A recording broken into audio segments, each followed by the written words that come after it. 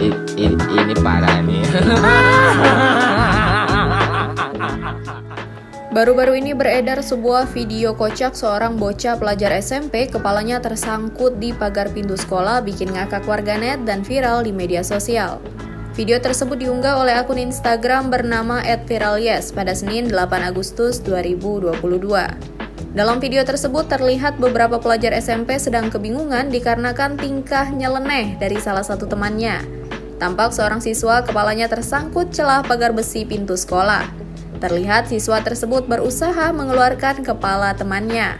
Ibu guru menyaksikan kejadian tersebut sempat memarahi kelakuan iseng dari pelajar tersebut.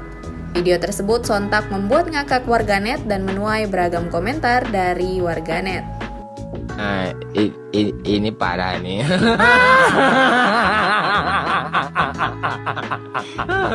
Tenang.